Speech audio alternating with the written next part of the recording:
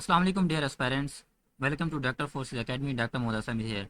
जैसा कि आप सब जानते हैं कि हमने वर्बल इंटेलिजेंस की ये सीरीज़ स्टार्ट की हुई है, जिसमें हम डेली बेसिस पे डिफरेंट जो टेस्ट है उनकी डिस्कशन करते हैं और कुछ आपको असाइनमेंट दी जाती है कि आपने इन क्वेश्चन की प्रैक्टिस करनी है और कमेंट सेक्शन में इसका आंसर बताना है, ताकि हमें आइडिया हो सके कि आपको समझ आ भी रही है कि नहीं। तो अभी तक हमारे जो 6 लेक्चर हैं उसमें हमने 6 डिफरेंट टेस्ट हैं उनको डिस्कशन की थी।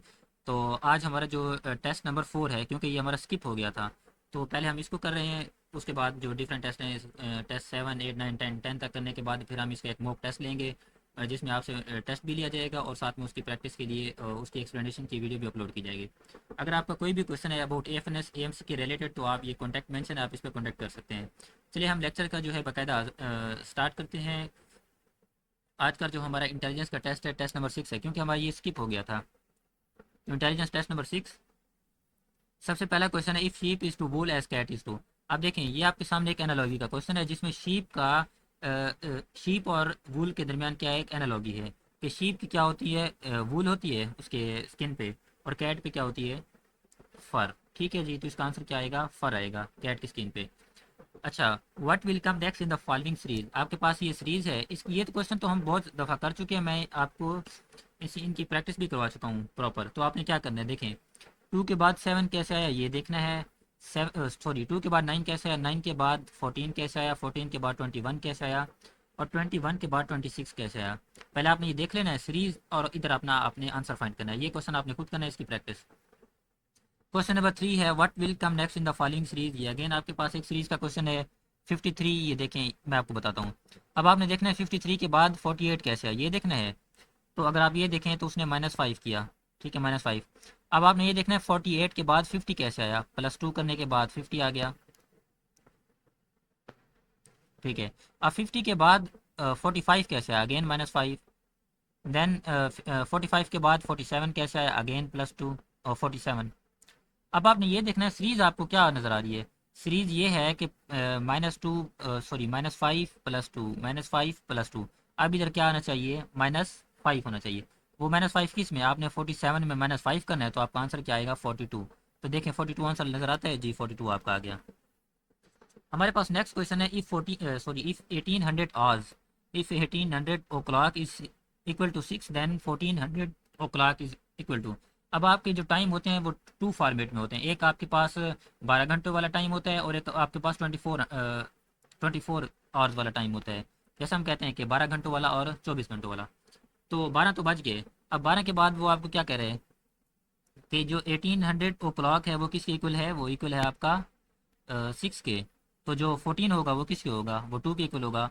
देखें, 12 के बाद जो 13 है वो 1 के बराबर है, जो 1400 o'clock है वो 2 के बराबर है। इस तरह 14, 15, 16, 17, 18, जब आप देखेंगे 18 इसके बराबर होगा 6 के, और जो 14 है वो किसके होगा, 2 o'clock के। और दूसरी बात ये है कि जैसे अगर आप पिछली पा चुकी है एएफएनएस की और एएमसी की, वहाँ पे आपका जो टाइम मेंशन होता है वो इस तरह से मेंशन होता है, 700 to 900। तो इसका मतलब ये होता है कि आपका जो टेस्ट का टाइम है वो सुबह 7 बजे से 9 बजे तक है, ठीक है। तो वहाँ पे ये लिखा होता है 700 आवर्स, ये मेंशन होता है, ठीक है जी। अब देखें, saw is to cut as iron is to, ये आपने करना है इसको। ये एनालॉजी का क्वेश्चन है। मैं इनकी प्रैक्टिस आपसे इस वजह से करवाता हूँ क्योंकि वहाँ पे आपकी मल्टीपल चॉइसेस जो हैं वो डिफरेंट आ सकती हैं। तो इस वजह से एक दफ़ा आपने क्या करना है, इसको सर्च कर लेना है, ताकि आप रट्टा, अभी तो आपको इधर रट्टा लगाएंगे आपको आंसर पता लग जाएगा, लेकिन बाद में आपका क्या हो सकता है, इशू हो सकता है।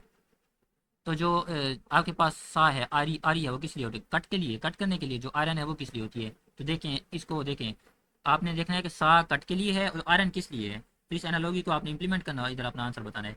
Which one is different from the rest. Question number 6 है, which one is different from the rest, कि सबसे डिफरेंट कौन सा है। अगर आप देखें, स्वाड, डैगर और नाइफ जो है वो आपके लिए क्या, कट करने के लिए इस्तेमाल होती है, ठीक है, सब कट के लिए इस्तेमाल होते हैं। और जो ये फोक है, ये आपका क्या है, खाने के लिए इस्तेमाल होता है। तो फोक इधर सबसे ज़्यादा डिफरेंट है। उसके बाद bulb is to current as lamp is to. Bulb क्या है आपका, करंट के लिए, सॉरी, आपने इसको रिलेट करना है, क्योंकि ये एनालॉजी का क्वेश्चन है। अब देखें, बल्ब का और करंट का आपस में क्या रिलेशन हो सकता है, ज़रा बैठ के इसको सोचें। देन जो आपको समझ आए कि या इसका ये इसके साथ रिलेशन है, ये एनालॉजी बनती है, तो देन आपने क्या करना है, लैंप का उसे फाइंड कर लेना कि लैंप का आंसर क्या आएगा, इनमें से आपने फाइंड करना है। क्योंकि ये क्वेश्चन मैं आपको पहले भी पिछले लेक्चर में करवा चुका हूँ, तो ये से पता चलता है कि आपको ये याद है या नहीं। Which one is different from the rest, ये क्वेश्चन नंबर 8 है कि which one is different from the rest. अगर आप इसको अच्छे से देखें जल्दी से, ए को देख लेते हैं, इसमें सी डी ई, इसने एक वर्ड स्किप किया, डी को ई लिख दिया, सी और ई। और बी को देखते हैं ई एफ जी, ई के बाद एफ आता है, एफ उसने स्किप किया, जी लिख दिया। आई के बाद क्या है, आई के बाद जे आता है लेकिन उसने जे को स्किप नहीं किया, तो ये हमें डिफरेंट लग रहा है। लेकिन बाकियों को भी देख लेते हैं, तो आंसर इसका ये बन रहा है मेरे हिसाब से। लेकिन बाकियों को देख लेते हैं। जी के बाद क्या आना चाहिए, जी एच आई, तो इसने एच को स्किप किया, आई लिख दिया। अब ई में आ जाते हैं, ए बी सी। अगर आप देखें सी के अलावा बाकी जितने भी आपके पास ऑप्शन है उनमें एक वर्ड को, एक लेटर को, अल्फ़ाबेट को स्किप करता है, बाकी वाला लिख देता है। जैसे अगर हम ए को देखें तो ए है, सी के बाद डी आना चाहिए, डी के बाद ई आना चाहिए।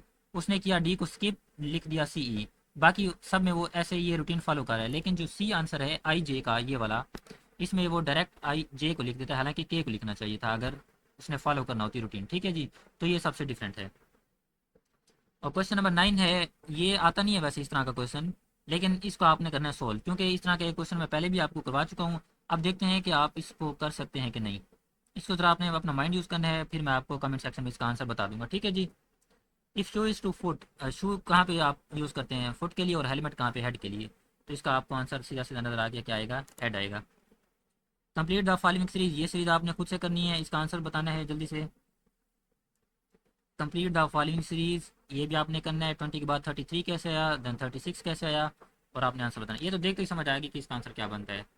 देखें, ये देखेंगे कैसे आया 33, देन ये कैसे आया। अब आपने अपना आंसर फाइंड करना है सीरीज को फॉलो करते हुए। ठीक है जी। Complete the following series, question number 13, ये सीरीज है, आपने इसको करना है फॉलो और बताना है कि इसका क्या आंसर बनेगा। What will come next in the following series, ये सीरीज है, इसके बाद आपने क्या करना है, आंसर बताना है। ठीक है जी। लेकिन आपने इनके आंसर लाजमी कमेंट सेक्शन में बताने हैं, ताकि आपकी प्रैक्टिस होती रहे। अगर आपने इसको छोड़ दिया तो ठीक है, इससे आपका फ़ायदा नहीं होगा। जब आप इनकी प्रैक्टिस करेंगे, मैक्सिमम क्वेश्चन का आपका एक्सपोजर होगा, तब ये नहीं कि अब सारे सीरीज़ वाले आ रहे हैं तो सीरीज़ वाले आ रहे हैं आपके सामने, लेकिन इनकी आपने क्या करनी है, प्रैक्टिस करनी है मैक्सिमम। अब आपके सामने एक और एनालॉजी का क्वेश्चन आ गया, hot is to burn as cold is to. मैं आपको पहले बता चुका हूँ, जो एनालॉजी वाले क्वेश्चन होते हैं इनमें आपने क्या रिलेशन फाइंड करना होता है, कि इनका अपोजिट रिलेशन है, सेम रिलेशन है, कुछ भी हो सकता है। तो अगर आप देखें, इनका रिलेशन क्या बनता है, hot is to burn, hot क्या करता है, आपको बर्न कर देता है, और कोल्ड क्या करता है, आपको फ्रीज कर देता है। तो आंसर क्या आएगा, फ्रीज आएगा। अब ये कंप्लीट द फॉलोइंग सीरीज, एक और क्वेश्चन आ गया। इसमें देखें दो सीरीज आपस में रन कर रही है एक साथ। देखें, एक ये है जिसको मैं ये कर रहा हूँ 1 2 4 और 8, एक ये सीरीज है, और दूसरी क्या है, ये वाली नीचे वाली। अब देखें, इसका आएगी तो नीचे वाली सीरीज इधर। तो आपने देखना है कि 100 के बाद 50 कैसे है, 50 के बाद 25, और इधर अब क्या आएगा। ठीक है जी। इस तरह two pattern at a time run कर रहे हैं। What will come next the following series, ये सीरीज है, इसका जल्दी से आंसर करना है। कंटिन्यू द फॉलोइंग सीरीज, इसका भी आपने आंसर करना है, ये आपके लिए असाइनमेंट है। कंप्लीट द फॉलोइंग सीरीज, इसका भी क्या करना है, आपने आंसर करना है। तो जल्दी से, इस वजह से मैं इस वीडियो को भगा के वो कर रहा हूँ, ताकि आपका जो टाइम है वो ज़्यादा ना हो, जल्दी से आपकी प्रैक्टिस हो जाए बस। कंटिन्यू द फॉलोइंग सीरीज, ये सीरीज़ है, आपने क्या करना है, इसको फॉलो करना है, इसका आंसर करना है कि जी 3 के बाद 7 कैसे आया, 7 के बाद 8 कैसे आया, 8 के बाद 12 13 17, और इधर आपका आंसर आएगा। ठीक है जी। Bed is to chair, bed is to sleep, bed क्या होता है, स्लीप के लिए, और चेयर किस लिए होती है, बैठने के लिए। तो इधर देख लें कहाँ पे है इसका option. Continue the following series, ये आपके पास एक और सीरीज़ है, इसको आपने क्या करना है, कंटिन्यू करना है। इसमें देखें क्या हुआ, +25 हुआ, देन +50 हुआ, देन +25 हुआ। अब नेक्स्ट में आपने क्या करना है, +50, जारी सी बात है, क्योंकि देखें 25 50 25 50। तो जब आप 125 में 50 प्लस करेंगे तो क्या आएगा, 175। तो देखिए 175 है जी, आपका ये आंसर है। ठीक है जी, क्लियर है ना ये चीज़। अब ये क्वेश्चन आपने खुद करना है, ये है रैंकिंग कंपैरिजन का क्वेश्चन। सेम टू सेम ये क्वेश्चन मैं आपको पहले प्रैक्टिस करवा चुका हूँ। कमाल इज ओल्डर देन जमाल, एक स्टेटमेंट हो गई। Jamal is older than Hussain, दो statement. Hussain is older than Bakar, तीन स्टेटमेंट हैं। मैंने आपको इस क्वेश्चन को सोल्व करने के लिए एक ट्रिक बताई थी कि तीन स्टेटमेंट हैं, आपने क्या करना है, वन बाय वन इनको देखना है, second statement, third statement, then आपने अपना आंसर फाइंड करना है। ये क्वेश्चन ऐसा था कि इसको हम विद इन 10 सेकंड इसको सोल्व कर सकते हैं। तो आपने जल्दी से इसको सोल्व करना है और अपना आंसर कमेंट सेक्शन में लाजमी बताना है। अब आ जाते हैं, ring is to finger as watch is to, ring के लिए किस लिए होती है, फिंगर के लिए, और जो वॉच है वो किसके लिए होती है, रिस्ट के लिए। Gun is to soldier as dash is to photographer. अब देखें, यहाँ पे जो आंसर आएगा आपका फोटो भी आ सकता है, क्योंकि फोटोग्राफर का काम फोटो बनाना होता है, पिक्चर कैप्चर करना होता है, सीनरी क्रिएट करना होता है। लेकिन आपने स्टेटमेंट को अच्छे से समझना है। देखिए गन का और सोल्जर का आपस में क्या रिलेशन है, पहले तो रिलेशन पे आएंगे तभी आप आंसर कर सकते हैं। अब देखें सोल्जर का जो टूल है वो यूज़ करता है, वो गन को यूज़ करता है, ठीक है जी। गन को यूज़ करता है ना, लकड़हारा किसके लिए, कुल्हाड़ी को यूज़ करता है, तो इस तरह डिफरेंट टूल हैं। तो सोल्जर का टूल क्या है, गन है, वो गन को यूज़ करता है। अब देखें फोटोग्राफर का टूल क्या है, वैसे तो वो फोटो बनाता है, पिक्चर क्रिएट करता है, सीनरी, लेकिन उसका जो टूल है वो क्या है, कैमरा। तो अब इसका आंसर क्या आएगा, कैमरा। ठीक है जी। इस तरह मैंने क्या किया, डिफरेंट हमारे क्या थे क्वेश्चन थे, उनकी हमने क्या किए, प्रैक्टिस की है। तो इस तरह हमारा जो लेक्चर नंबर 4 जो हमारा स्किप हो चुका था वो क्या हुआ, इधर कंप्लीट हो जाएंगे, ठीक है जी। अब आपने क्या करना है, जो क्वेश्चन आपको असाइनमेंट के लिए दी गई हैं आपने उनको वन बाय वन प्रैक्टिस करनी है वीडियो को पॉज करके, और उनका जो आंसर है वो कमेंट सेक्शन में लाजमी बताना है, ताकि आइडिया भी होता रहे कि आपकी जो प्रैक्टिस है वो साथ साथ हो भी रही है कि नहीं। तो इंशाल्लाह इसके बाद हमारा लेक्चर नंबर 7 होगा, देन 8, देन 9, 10, 10 के बाद इंशाल्लाह हम इसकी एक मॉक टेस्ट की तरफ आएंगे कि आपको इसका मॉक टेस्ट दे भी सकते हैं कि नहीं। ठीक है जी, दुआ में याद रखिएगा, मिलते हैं नेक्स्ट वीडियो में। अल्लाह हाफिज़।